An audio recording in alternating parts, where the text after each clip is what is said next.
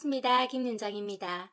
2021학년도 부산 남부 동래 북부교육지원청 운영위원회 연수 별책 부록으로 유튜브 강좌를 준비했습니다. 운영위원회에서 가장 자주 만나게 되는 심의자문 안건이 바로 예산 관련입니다. 그래서 기본적인 예결산 구조와 용어를 가볍게 좀 더 봐두셔서 심의자문 시간에 딱딱함은 좀 덜고 의견을 내시는데 더 집중할 수 있으면 좋겠다는 바람으로 예결산 맛보기 편 정도 구성해 보았습니다. 들어가기 전에 운영위원회 2회 연수 시작으로 다룬 첫 페이지를 다시 보기 하겠습니다. 중요한 관전 포인트, 운영위원회 2회 공부 시작이 운영위원회의 도입 배경, 운영위원회는 도대체 왜 생겼나 였습니다. 수요자의 의견과 요구의 반영 통로로서의 제도적 장치다 였습니다. 의학 전문 용어, 법률 용어를 모른다고 의사에게 진료받거나 변호사와 상담 못하는 건 아닙니다. 예결산 용어와 구조를 모른다고 아이와 학부모 입장에서의 필요를 말할 수 없는 것은 아닙니다. 예결산의 구조와 대표적인 용어를 지금부터 간략히 짚어보겠습니다. 입력하실 필요는 없고요. 예결산 심의를 하면 자주 만나게 될 내용이니까 그냥 이렇게 있는가 보다 정도로 가볍게 지나쳐셔도 무방합니다. 챙겨보실 몇 가지 대목은 강조해 드리도록 하겠습니다. 심의 자문하실 때는 예산 사용과 관련한 아이와 학부모 입장에서의 필요를 형식에 구애받지 않고 자유롭게 발언해 주시면 됩니다. 전문 용어나 형식은 유치원과 학교에서만 신경 쓰면 된다는 것, 위원님들은 원생, 학생과 학부모들의 귀화입이 되셔서 대변인 역할을 해주시면 됩니다. 결코 거룩할 필요는 없는 소소한 의견들로요.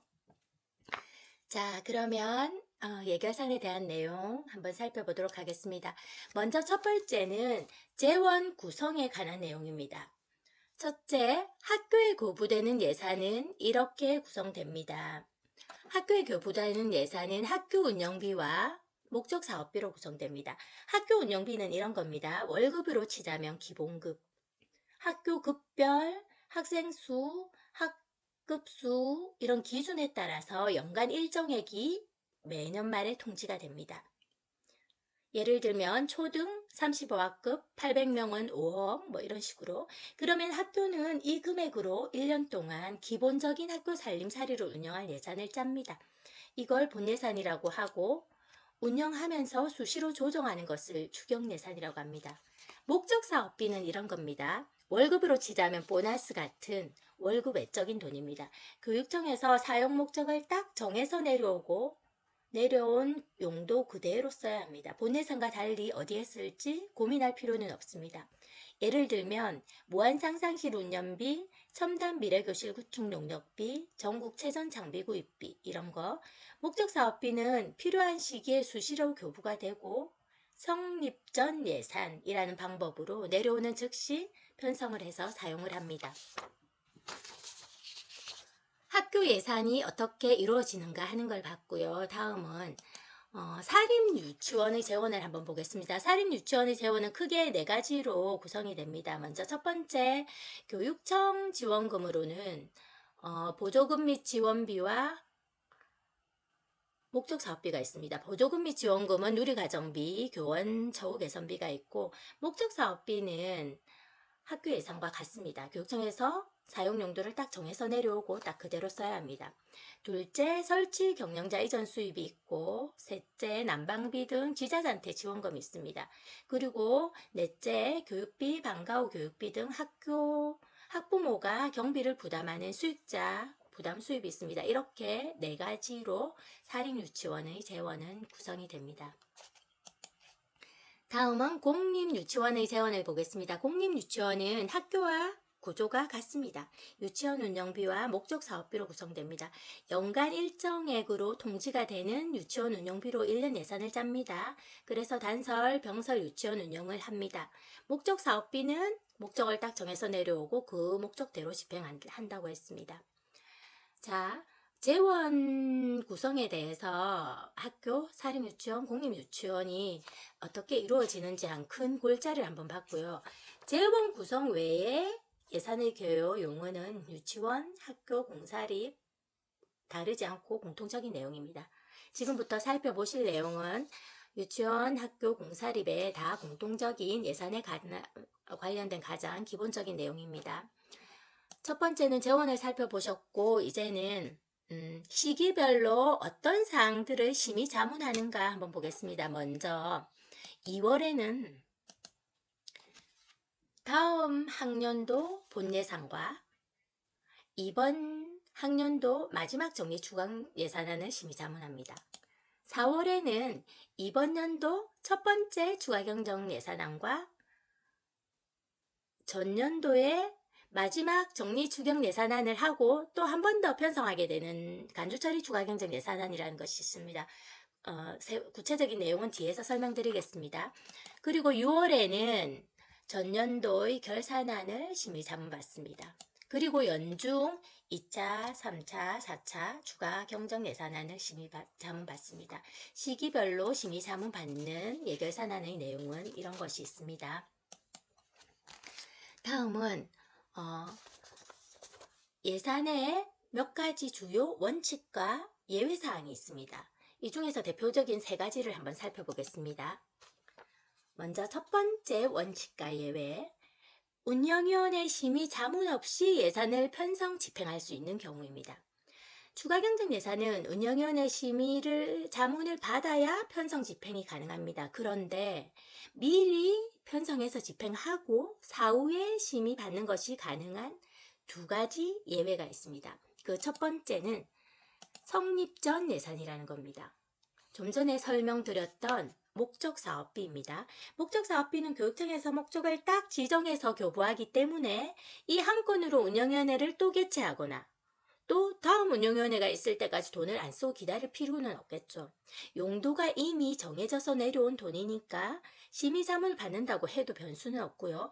그래서 이런 경우에는 미리 편성해서 쓰고 다음 운영위원회가 있을 때 심의받을 수 있도록 법적으로 예외를 인정하고 있습니다.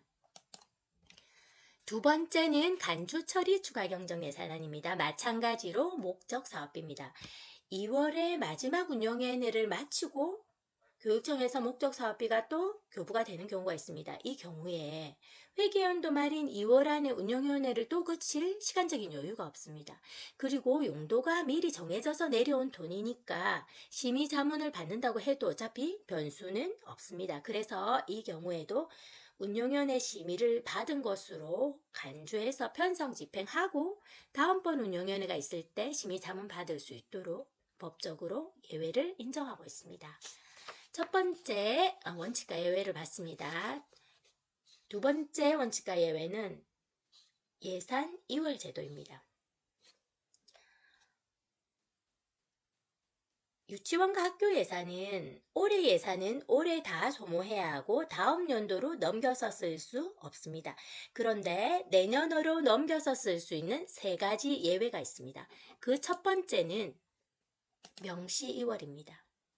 사업을 하다 보니 이건 부득이한 사유로 올해 집행을 다 못 끝내겠어요. 내년으로 넘겨야 할 형편입니다.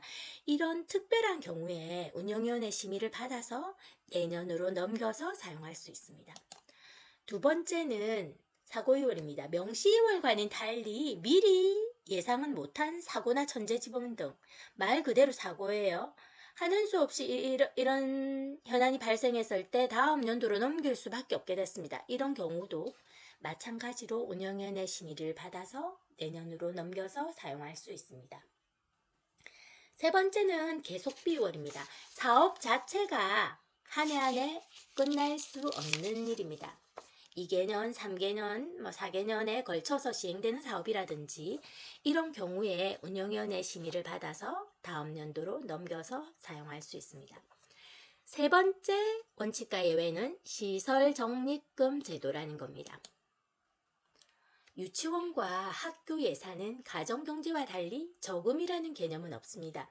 올해 예산은 올해 다 소모하고 끝. 그런데 저금을 인정하는 단 하나의 예외가 있습니다. 시설적립금이라는 겁니다. 이런 경우입니다. 대표적인 게 인조잔디 운동장. 인조잔디 운동장은 보수나 교체를 하는데 어마어마한 돈이 듭니다.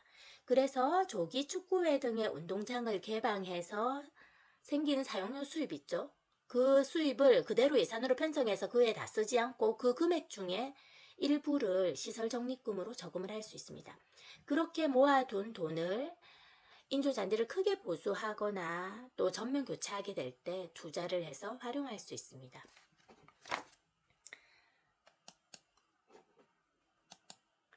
자, 네 번째는 학생, 학부모 참여 예산제라는 겁니다. 몇 년 전부터 학생, 학부모 참여 예산제를 시행하고 있습니다. 매년도 말에 예산 편성 업무를 시작하면 1번으로 가정통신문과 홈페이지를 안내를 해서 학생, 학부모 참여 예산 제도를 홍보하고 다음 연도 예산에 반영할 학생과 학부모들의 의견을 수렴합니다. 두 번째는 이렇게 수렴한 의견을 운영위원회 심의할 때 제안한 학생이라든지 또 제안한 학부모를 출석시켜서 의견을 들을 수도 있습니다. 세 번째는 이렇게 의견을 듣고 또 예산에 실제로 반영을 하고 한 그 결과를 운영위원회에 보고하고 홈페이지에도 공개해서 학생이나 학부모들도 전체적으로 다 알 수 있도록 홍보하도록 되어 있습니다. 자, 학생 학부모 참여 예산제에 대해서 봤고요. 이제 예결산 심의를 위해서 알아둬야 할 기본적인 용어들을 몇 가지 짚어보겠습니다. 먼저 첫 번째 본예산. 본예산은 유치원과 학교별로 연간 일정액이 매년 통치가 되면 유치원과 학교는 이 금액으로 1년 동안 기본적인 살림살이를 운영할 예산을 짠다고 했습니다. 그죠? 이걸 본예산이라고 하고 매 회계연도 처음에 짜는 예산입니다. 본예산. 다음 수정예산안. 수정예산안은 다음 연도 예산안을 운영위원회에 제출을 하고 심의를 받기 전 그 중간에 수정사항이 생기는 경우가 있습니다. 예를 들면 무상급식비 단가가 조정이 되었다든지 유치원과 학교의 긴급한 예산 반영 현황이 발생했다든지 이런 경우 예산안의 일부를 수정해서 다시 운영위원회에 제출할 수가 있습니다. 이것을 수정예산안이라고 합니다. 다음 세 번째는 성립전 예산입니다. 앞서서 설명드렸습니다. 그죠? 목적사업비였습니다. 교육청에서 목적을 딱 지정해서 교부하는 목적사업비는 먼저 편성해서 쓰고 다음번 운영위원회에서 심의 자문을 받을 수 있는 예외적인 예산이라고 했습니다. 네 번째, 추가경정예산안. 예산은 어디까지나 추정해서 계획한 금액이니까 딱 그대로 쓸 수만은 없습니다. 살림을 살면서 조정이 필요한 사항들이 생기면 수정을 해가면서 씁니다. 기존 예산의 증감, 추가, 삭제 등으로 변경을 가하는 예산을 추가경정 예산안이라고 합니다. 경정 5만, 마이너스 기정 6만은 감 1만, 뭐 이런 식으로 산출식을 작성하는 것을 추가경정 예산에서 보셨을 겁니다. 다음 다섯 번째는 간주처리 추가경정 예산안. 앞서서 설명드렸습니다. 2월 마지막 운영위원회를 끝내고 교육청에서 또 목적사업비가 도출되는 경우, 이런 경우에는 운영위원회 심의를 받은 것으로 간주처리하고 심의를 생략할 수 있는 예외적인 예산이라고 했습니다. 여섯 번째, 결산안은 한 해 예산을 다 쓰고 회계연도를 마친 뒤에 수입 마이너스 지출은 잔액의 결과물, 그 실적을 말합니다. 일곱 번째는 예산의 2월. 앞서서 설명드렸습니다. 마찬가지로 다음 연도로 넘겨서 다음 연도 예산으로 사용하는 예외 조항이었고 명시 2월, 사고 2월, 계속비 2월 세 가지의 종류가 있었습니다. 자, 예결산 심의를 위해서 알아둬야 할 가장 기본적인 용어들을 한번 살펴봤습니다.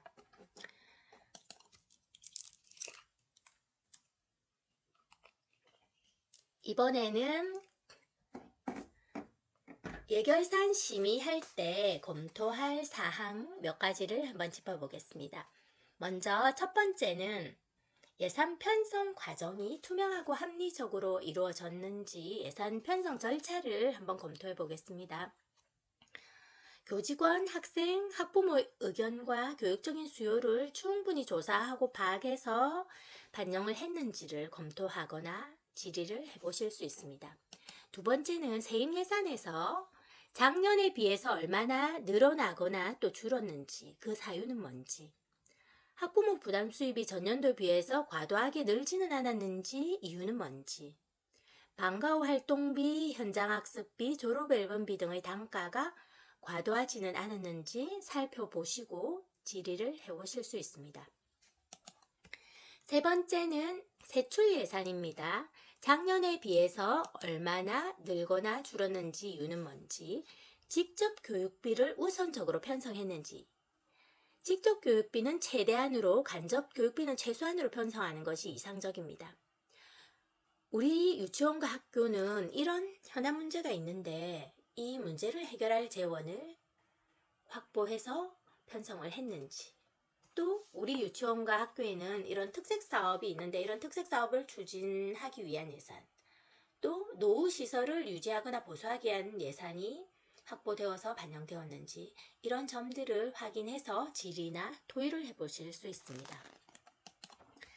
네 번째, 결산에서는 사업 추진과 직접적인 관련이 적은 지출, 이런 예산 낭비적인 요소는 없었는지, 교육적인 효과가 불투명한 시설 투자나 전시적인 예산 낭비 요소는 없었는지, 이런 대목들을 짚어보시면서 예결산서를 전체적으로 훑어보시고 질의와 토론을 해주시면 됩니다. 위원님들이 귀한 시간을 내서 참여하는 운영위원회가 통과 의례적인 회의로 흐르지 않았으면 좋겠습니다. 다양한 목소리를 담아내는 없어서는 안 될 교육의 중심으로 자리를 잡아가면서 위원님들의 관심과 참여 속에서 진정한 교육 자치가 꽃피어나기를 응원합니다.